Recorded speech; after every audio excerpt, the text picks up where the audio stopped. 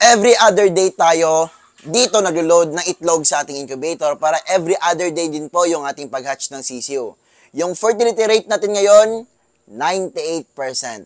Alam nyo ba kung bakit? Gusto nyo bang manalo ng 1,000 pesos? I-share nyo muna yung video na to, mamimili ako ng lucky sharers na manalo ng 1,000 pesos. Kaya, i-share nyo na. Yung pinaka-importante dito is ma-perfect natin yung temperature. So, dapat talaga marunong tayo mag-calibrate sa ating mga incubators. So, dito sa pag-calibrate natin, meron tayong mga hygrometer at thermometer. So, unang-una, itong analog. And yung pangalawa naman ay ang ating digital hygrometer. So, mas maganda na yung sundin natin, dalawa po, no? Analog and yung digital. Mas lesser sa 7 days yung pag-iimbak nyo ng itlog, mas marami yung napapalabas yung sisiu. Mas mataas yung fertility rate at hatching rate. Useless kasi yung sobrang daming itlog, pero sobrang dami din naman, or kalahati, or 70% yung baog. Hindi lang din dapat dito sa incubator. Dapat din po sa mga breeders natin, meron tayong ginagawa. Ito yung mga ginagawa ko sa breeders. Panoorin nyo. Paano pabilisin ang pagdami ng ating mga manok? So, ito yung the best technique, no, na ginawa natin sa ilang taon ng pagmamanok. Yan, sasabihin natin sa inyo kung ano yung the best na gawin, no, para mabilis yung pagdami. Yung dapat na gawin natin ay dapat po talaga meron tayong sinusunod na oras dito sa pagpapakain sa ating mga manok. So dito mas early kami napapakain sa kanila dahil napapakain kami dito ng umaga 5:30 or 6 a.m. in the morning. Tapos pagkahapon naman alas 3 o alas 4. No, nakadepende po sa panahon. Kasi ngayon, balak sana namin alas 3 or 3:30 kami mapapakain, kaso nga lang umulan dito. So dito naman tayo sa ating breeding pen number 1. Kapag umaga na, tapos halimbawa alas 8, hindi mo pa napakain yung mga manok mo, malaki yung chance na doon lang sila sa gilid magtatambay, no? Kasi nga gutom sila, gusto nilang kumain. Kaso nga lang, hindi mo pa sila bibigyan ng pagkain, alas 8 ka na magbibigay, no? Dito kasi sa amin, alas 6 ng umaga or 5:30 in the morning, yan, pagkababa pa lang nila, kakain na agad sila, no? Yung purpose nun is para yung early in the morning pa lang mag-mate na sila. And yung iba mangingitlog na kasi nga busog na sila. Yun po yung napapansin ko sa ating mga alaga. Kaya early kami napapakain dito sa kanila, no? So, sundin niyo po yung technique na yon, no? Dapat talaga 6 a.m. tapos 3:30 or alas 3 or alas 4 sa hapon. Yun po yung sekreto dito. And yung pinapakain namin dito sa kanila is dapat talaga magana sila, no? Kasi kahit mahal yung pagkain mo tapos hindi sila ganadong kumain, useless pa rin. So dito, yung kinakain nila is merong duck layer, Integra 4000, tapos more on organics na. May hammered corn, cracked corn, tapos may PPC, pig protein concentrate, no? Para kasi nga naghalo tayo ng organic. So yung protina na organic is soya meal. So yung PPC or pig protein concentrate, meron na po siyang soya meal, no? Talagang mayaman sa protina. Yan.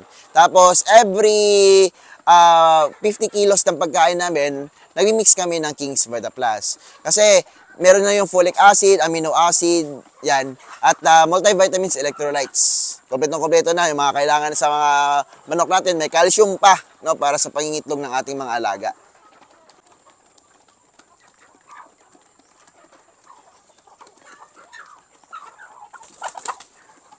Lahat ng resistensya, lahat ng protina, no, or yung lahat ng makukuha ng ating mga manok, no, ay nakadepende sa mga sisiw natin, no, yung mga nanggaling doon ay nakadepende sa pagkain ng ating mga alaga.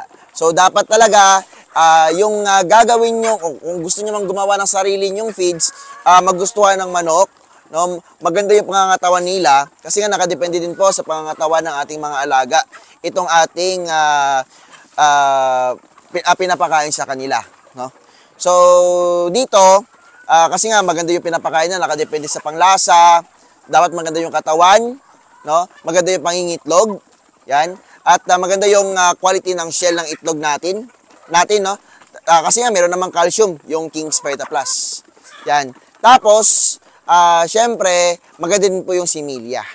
So, paano ba gumaganda yung similya ng ating mga alaga? Yan. Yung similya po ng ating mga manok, no, iniipon po yan, pinaka-maximum yan, no, based lang sa experience namin, at based din po sa ibang breeders, 7 days yung maximum sa pag-iimbak ng itlog. So, iniimbak po yung itlog, no, up to 7 days sa iba, para marami or sabay-sabay yung pag-harvest nila ng mga sisiw. Kaso nga lang, napapansin ko doon sa 7 days na iyon, ay medyo matagal, medyo marami siyang baog. No? So, kapag maraming baog, kahit maraming itlog, useless pa rin. So, dito sa amin, yung pag-harvest namin, or pag-load namin ng itlog is every 2 days sa incubator. So, kapag ganun yung technique na ginagamit namin, napapansin namin mas lesser yung baog. No? Konting-konti lang po talaga. Kasi nga, parang fresh na fresh pa siya yung itlog, tapos niloload na agad sa incubator. Yan. Pero kapag konti lang naman yung manok mo, advice ko talaga sa inyo, dun kayo sa 1 week. Pero kapag medyo marami na, kasing marami na nito, pwede every 2 days. Yan. Pero yung goal talaga namin is makapag-load sa incubator every day. No? Actually, pwede na kami mag-load sa incubator namin every day. Kaso nga lang, meron tayong, hindi pa tayo ready. No? Kasi yung nursery station natin ay kasabay pa ng ating mga grower na mga manok. Yan. So, dapat talaga ibahin namin yung nursery at yung grower. Yan. So, yun na lang yung problema namin. At kasi nga, napapagawa pa tayo ng incubator house sa ngayon. Tapos, meron pa tayong mga orders na incubator. So, wala pang budget. Yan. So, itong kawayan pala, i-repair din to. Yan. Tapos, sabay na lang doon sa ating ipapagawang nursery station at grower station. Yan. So, kapag nakompleto na yon, pwede na tayong everyday mag-load sa ating incubator ng itlog, no, para everyday na po yung ating pag-harvest ng sisyo, no? So, grabe yung production dito, everyday po. Yan. No? Maniwala kayo at sa hindi, totoo pong everyday. Kung ayaw maniwala, pumunta kayo dito sa farm natin, papakita ko sa inyo, no, yung every other day natin na pag-harvest ng sisyo. Yan, ganyan kalakas yung manuka natin sa ngayon. By the way, konti lang talaga yung breeders natin kasi nga nagsiselect pa tayo and magdadadag na naman tayo ng mga breeders natin, no? Sabi ko nga sa inyo nakaraan, magdadadag tayo. So, ayun, no? Yun na, pinagbigyan ko na kayo. Nagdagdag na tayo sa native natin, nagdadag na rin tayo, pero kulang pa rin, no? Gusto ko talaga, sobrang dami. Sa ngayon, nakaka-harvest tayo ng 3 trays of eggs, no? A day. Yan. So, okay na. Kasi nga, sa ilang araw lang man, ay talagang ang dami na rin nating nakokolekta and madami tayong naloload. Yan. So, sa ngayon, 98%, no? Last natin na hatching, 98%. Sobrang dami. Punta naman tayo dun sa ating nursery station at grower station.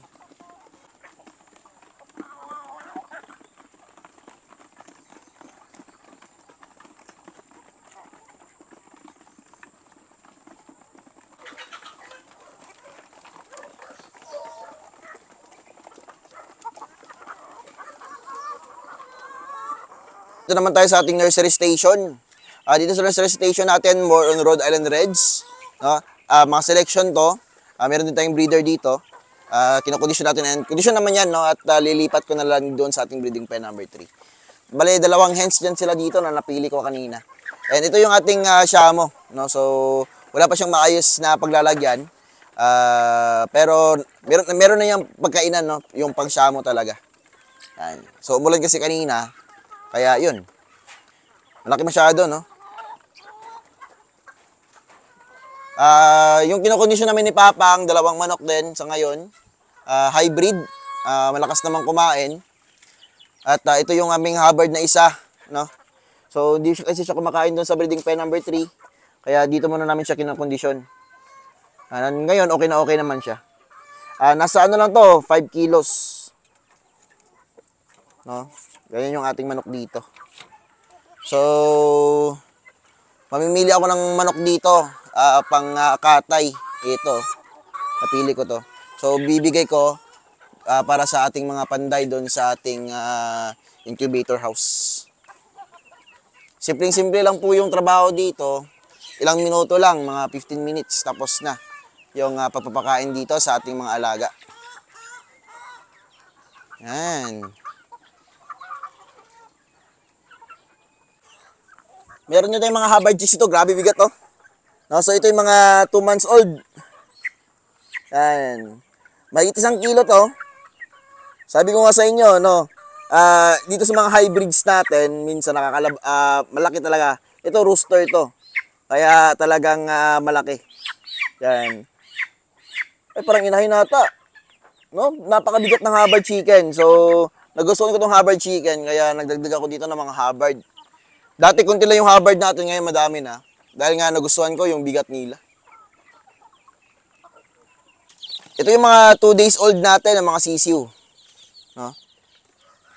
Dito sa kulungan na to, nasa mga 75 na sisiu. Yan. So, 150 kasi to yung batch na ito. Ito din. Yan. Oh, dami to. Pinapadami ko dahil nga magpapadami tayo ng breeders. Yan. So, meron tayong reject pero malakas naman kumain. No? Walang mortality dito except na lang yung mga reject. You know, kasi yung mga reject talaga, merong chance na mamatay sila. Pero itong mga sisiu na to, goods na goods. No? Yung counted natin na 150 heads. Dami. Ito naman yung mga 1 week old natin, nasa 54 heads. Dami din. Maghanap ako ng Rizal bukas. Maganda kasi talaga, pero pag merong Rizal dito, kasi sa amin, wala masyadong Rizal dito.